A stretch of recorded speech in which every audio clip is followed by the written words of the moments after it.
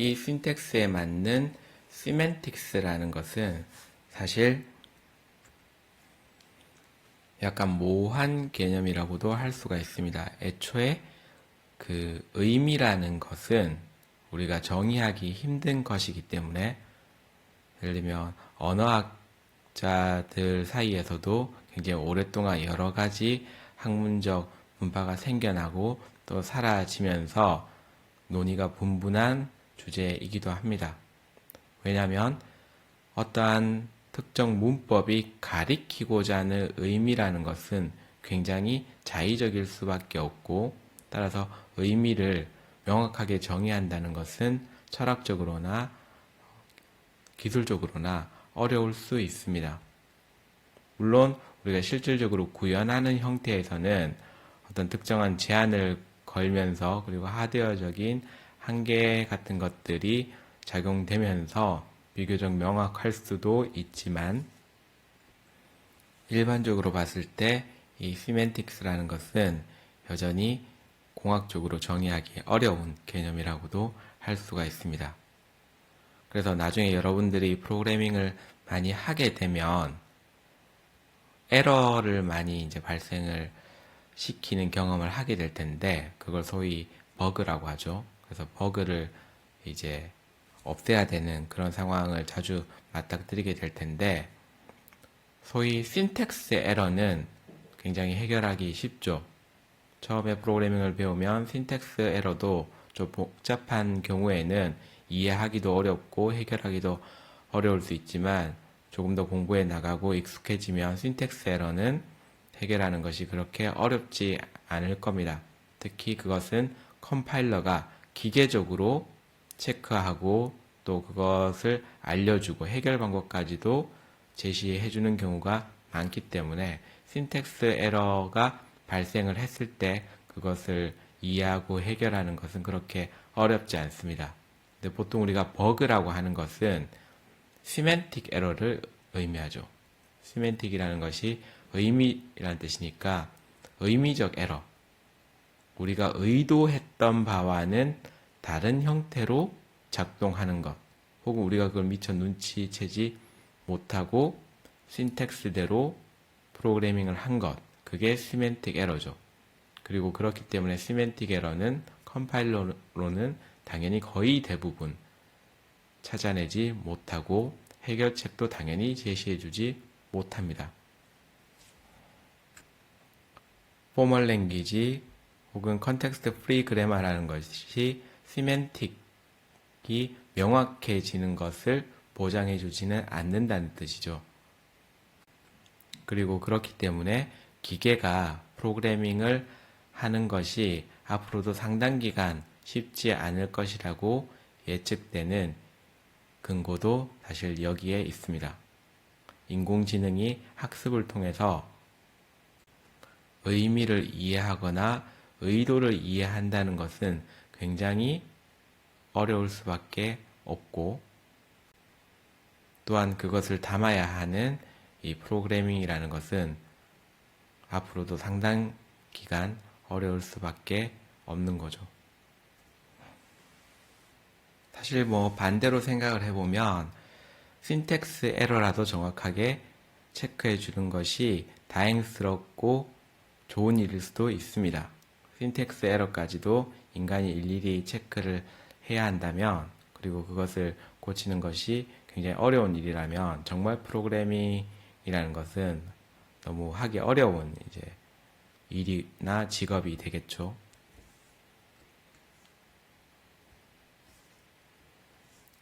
이러한 신텍스를 체크해주는 소위 프로그램이 컴파일러라는 거죠.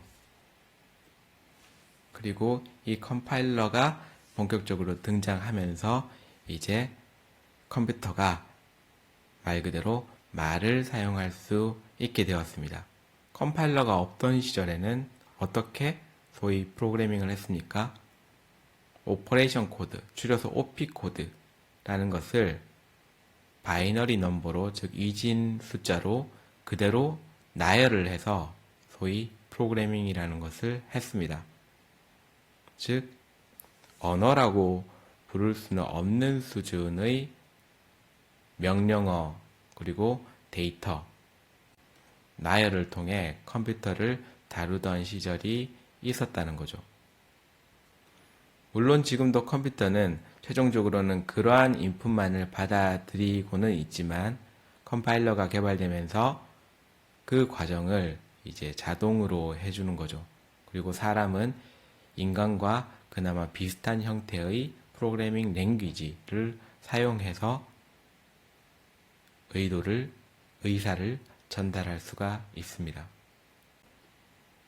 따라서 우리는 이제 이 프로그래밍 언어를 기본적으로 이해하기 위해서 컴파일러의 작동 방식도 기본적으로 이해할 필요가 있는데, 컴파일러는 크게 앞, 뒤 구조로 나눠서 살펴볼 수가 있습니다. 소위 프론트 엔드와 백 엔드라는 게 있는데, 프론트라는 건 앞에 나와 있다는 거죠. 백 엔드는 뒤에 있다는 건데, 뭐가 앞이고 뭐가 뒤겠습니까? 영어권에서는 이게 좀 쉽게 이해될 수 있는 개념인데, 프론트는 말 그대로 그 용어를 접하는 사람 기준에서 바로 앞에 있다는 뜻입니다. 예를 들면 서비스하는 사람이 있는 카운터에 간다면 프론트엔드라는 것은 그렇게 그 카운터에 나와 있는 사람이고, 백엔드는 그 프론트엔드에서 받아들인 서비스 요청 같은 것들을 뒤에 있는 다른 실제 작업이 일어나는 곳에서 받아들이는 그것을 의미하죠.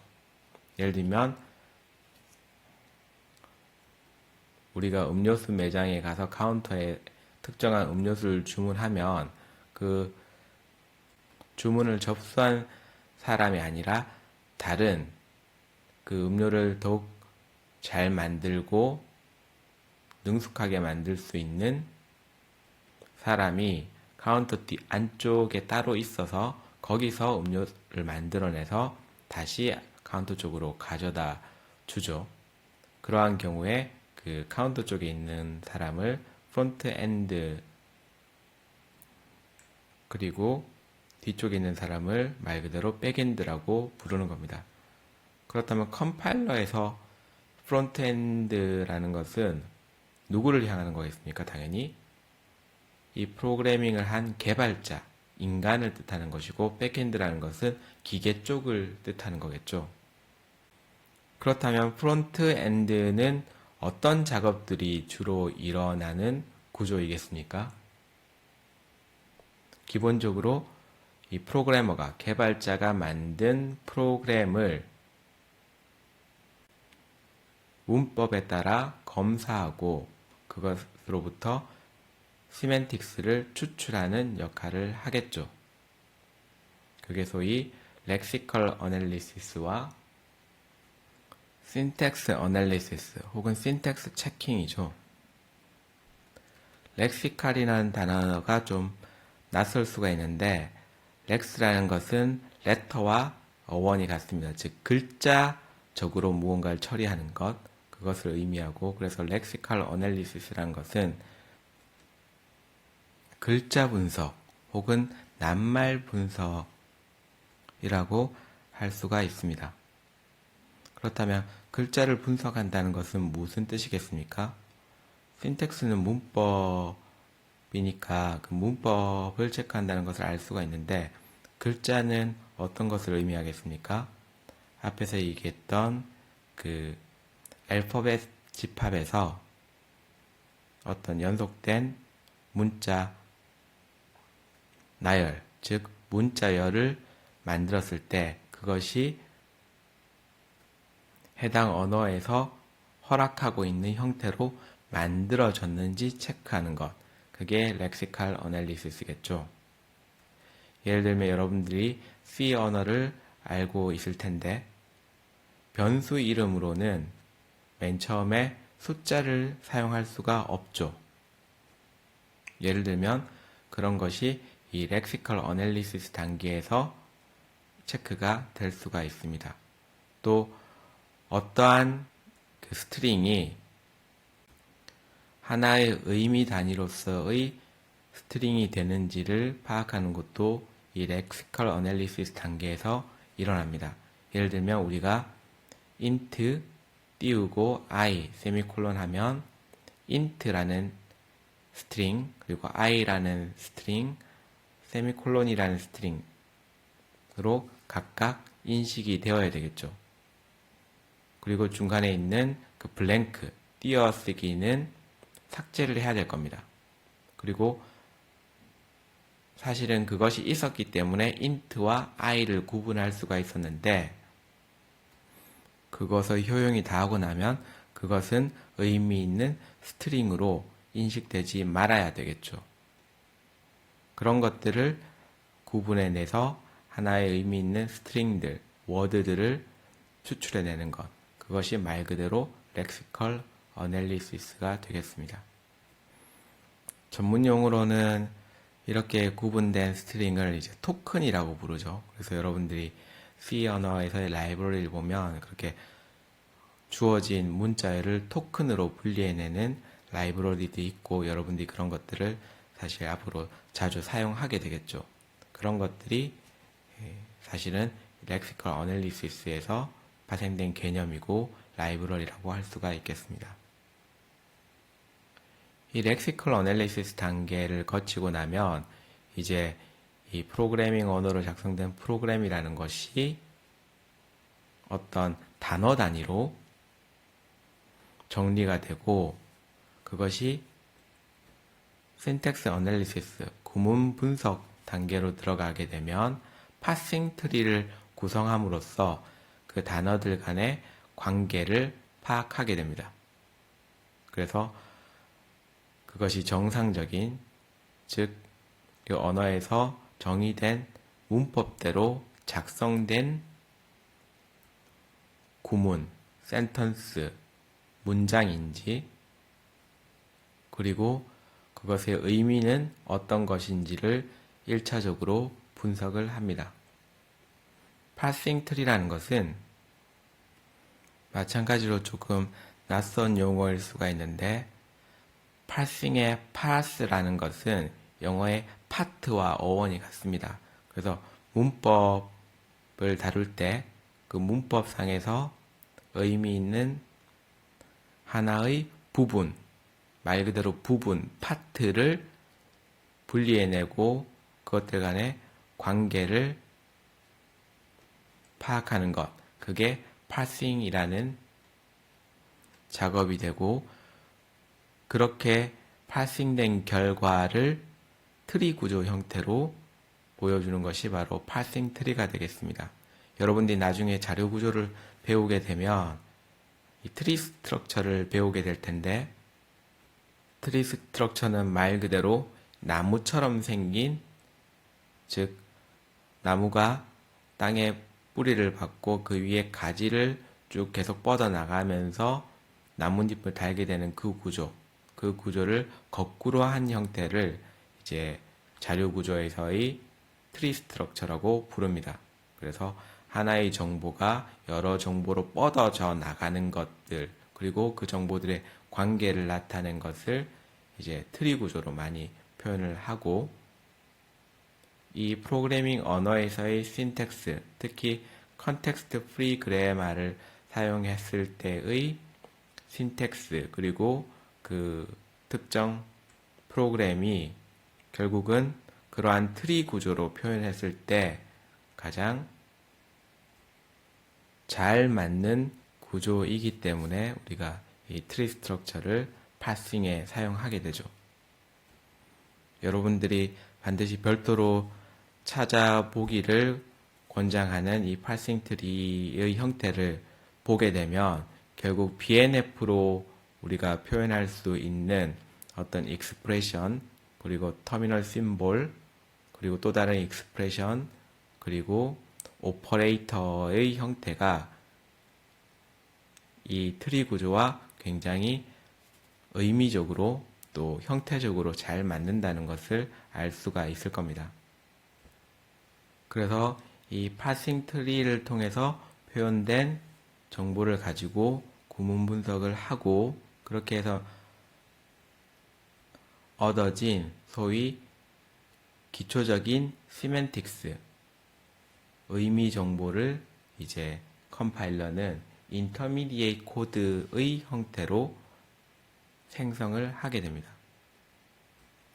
intermediate라는 것은 중간이라는 뜻이니까 최종 코드가 아니라 중간 코드라는 뜻일 텐데, 왜 우리가 lexical analysis도 하고 syntax analysis도 맞춰서 semantics까지 기본적으로 추출한 그 코드를 최종 코드로 쓰지 않고 intermediate 코드라고 부르고 더 프로세싱을 해야 되는가? 거기에 대해서 우리가 또 궁금해하지 않을 수 없을 것 같습니다. 컴파일러가 프론트엔드와 백엔드의 구조로 살펴볼 수가 있고, 그 중간에서 인터미디에이트 코드가 발생하게 되는 이유는 사실 단순히 프로그램이 복잡하거나, 즉 컴파일러가 복잡하거나 혹은 그것을 조금 더 단순하게 이해하기 위해서 우리가 의도적으로 나눈 것이라고 할 수는 없습니다.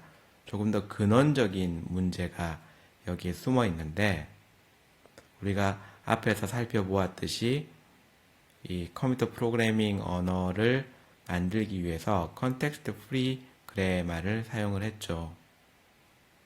즉 리라이팅 시스템을 사용하고 또 그것을 잘 표현할 수 있는 BNF 같은 것들을 이용을 해서 프로그래밍 언어를 정의를 했는데, 그것이 그 리라이팅 해 나가는 방식 자체가, 그리고 그래서 거꾸로 다시 되돌아올 때 모든 연산들이 다시 결과의 연쇄로서 되돌아올 때 추상적으로는 문제가 없지만 실질적인 구현으로 나타날 때는 그 결과값들을 중간중간 저장해야 될 필요성이 생기게 됩니다. 무슨 얘기냐면, 예를 들어서 변수 A를 우리가 정의를 하고 그 변수 A에 특정한 값을 넣고자 하는데, 이 A라는 것이 단순히 사칙연산으로 값을 얻어낼 수 있는 게 아니라 A는 B 곱하기 3이라고 해봅시다. 그러면 A를 계산하기 위해서는 B 값이 필요하죠. 그런데 B 값 또한 바로 계산할 수 있는 게 아니라 B는 C 더하기 3이라고 생각을 해봅시다. 그러면 B를 계산하기 위해서 다시 C를 계산을 해야 되겠죠. 그리고 C가 예를 들어서 3이라고 생각을 해봅시다.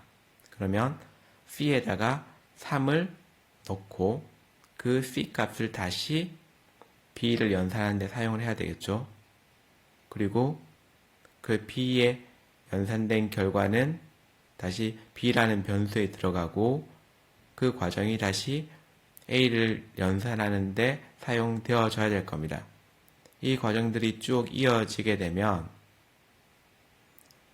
각각의 변수에 해당하는 메모리가 별도로 필요한 것을 알 수가 있죠. 그런데 이거 같은 경우에는 이 변수가 명확하게 정의가 되지만, 예를 들어서 A 연산에 특정한 변수 이름이 적혀 있는 것이 아니라 그냥 그 계산의 순서가 복잡한 형태가 있을 수도 있습니다. 예를 들면 A라는 것은 3 곱하기 3 양쪽 괄호하고 다시 더하기 3이라고 하면 그냥 단순하게 곱하기 먼저 하고 덧셈을 해도 되지만, 괄호 때문에 그 안에 있는 연산 기호와는 상관없이 3 곱하기 3을 먼저 계산을 해야 되겠죠. 그러면 3 곱하기 3이라는 것이 9라는 숫자가 되는데, 그 9라는 숫자를 어딘가는 저장을 해둬야 될 겁니다. 그리고 그 9라는 숫자와 다시 3이라는 숫자를 더해서 그것이 A라는 변수에 최종적으로 저장이 되어야 되겠죠. 그랬을 때 이 A는 3 곱하기 3 더하기 3이라는 그 간단한 연산이 사실은 보이지 않게 중간 메모리를 필요로 한다는 것을 우리가 이해를 할 수가 있죠. 그리고 이것이 여러 변수와 여러 연산식에 의해서 복잡하게 이제 얽혀 있는 경우에 중간에 굉장히 무수히 많은 임시 메모리, 임시 변수가 필요하다는 것을 우리가 이해를 할 수가 있고, 따라서 우리가 개발자가 프로그래밍 한 프로그램을 렉시컬 어널리시스를 하고 신텍스 어널리시스를 통해서 바로 컴퓨터가 사용하는 코드로 만들게 되면 그 메모리 낭비와 그 다음에 연산 과정의 낭비가 필연적으로 발생을 하게 됩니다. 따라서 최초로 신텍스 어널리시스까지 끝난, 그래서 그 의미의 기본적인 추출이 된 상태에서 만들어진 코드는 굉장히 비효율적인 코드이고, 따라서 그것을 조금 더 효율적인 코드로 최적화시키는 과정이 필수적으로 뒤따라야 됩니다. 그래서 컴파일러에서는 소위 백엔드 부분에 그 작업을 진행하는 거죠. 그래서 인터미디에이트 코드를 최적화해서 효율적인 코드로 만들어서 파이널 혹은 옵젝티브 코드를 생성을 하게 되는 겁니다. 그리고 그래서 이 프론트엔드와 백엔드 과정에서 공이 소위 심벌 테이블이라는 것이 활용이 되게 되죠.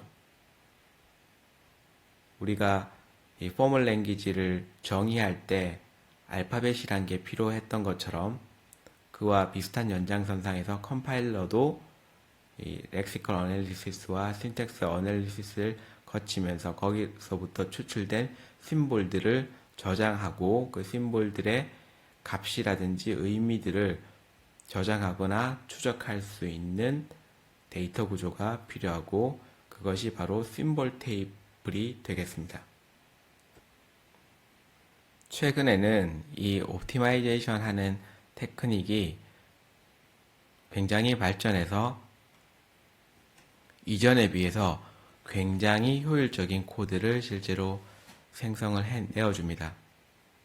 예전 같은 경우에는 이 컴파일러의 옵티마이제이션 성능이 굉장히 부족했기 때문에 실제로 굉장히 성능이 중요한 프로그램을 작성해야 되는 경우에는 이 고급 프로그래밍 언어를 사용하지 못하고 어셈블리 랭귀지 같은 저급 프로그래밍 언어, 심지어는 OP 코드를 직접 우리가 만드는 경우까지도 있었죠.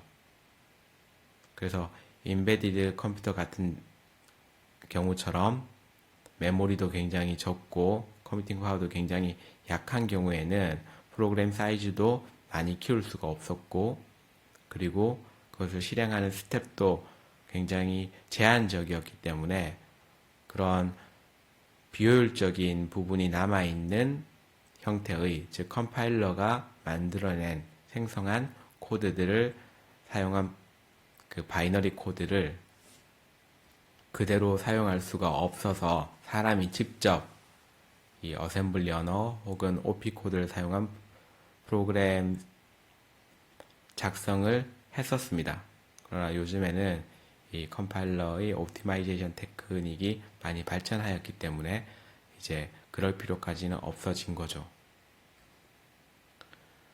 그러나 한 가지 주의해야 될 점은 그러한 이 최적화가 프로그래머의 의도와 가끔, 아주 가끔 다른 행동을 하게 만들어버리는 경우가 있다는 겁니다.